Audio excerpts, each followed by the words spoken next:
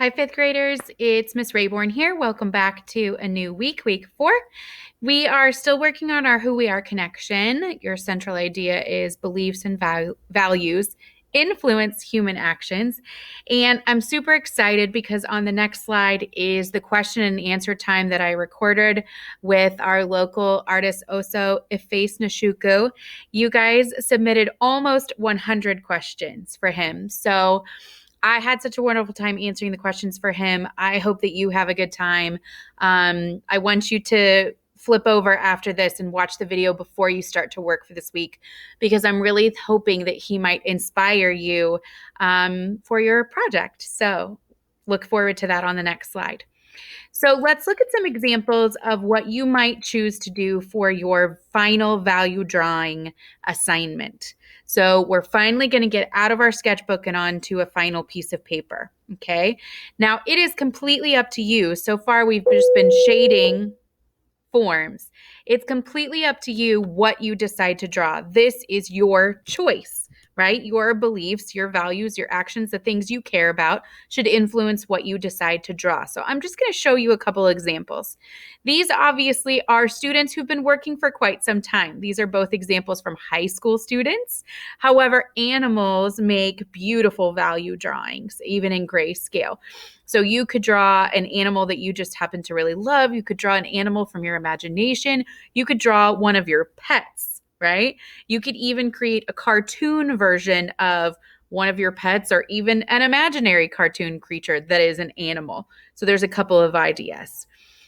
Nature. Things from nature make incredible subjects for value drawings. I just happened to put a couple of butterflies up here, but if you wanted to do a landscape of the outdoors or a beautiful beach or a tree or a pile of fall leaves, all of these would be a great idea.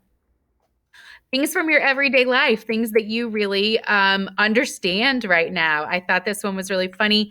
I had this in from an old set of examples from a student. And I don't know about you, but lately I've been doing some of this.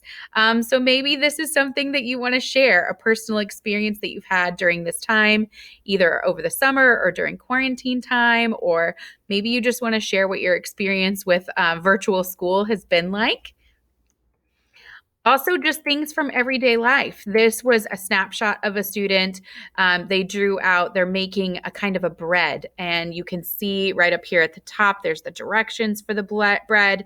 And this is all part of a ceremony that is a big part of her family for Dia de los Muertos. And she has the cards and the smudge sticks and the bread. That's all a part of a celebration that she does with her family. This next one is just an example. I'm sorry for the extra beeps, guys, of just a really beautiful design, right? So this is just something that this person has created out of their mind. They have a lot of variety and texture. It's just a drawing from their imagination. And then the last thing we're looking at is an abstract kind of a design, but it still has lots of different values in it, the lights and the darks, and that's what makes it balanced looking and interesting. So when you start thinking about your final drawing, which you're going to do after you watch this video of Oso and I talking about your questions, I want you to think about, what do you want to draw? It is completely and totally up to you. If you are a love of soccer and you want to draw and shade a soccer ball, go for it. If you would like to draw and illustrate and shade a quote that has been really inspiring to you, I think that's great. If you're feeling inspired by and wanting to take some action based upon something you've seen in the news, I think that's a wonderful idea. The choice for your final drawing is up to you. Can't wait to see.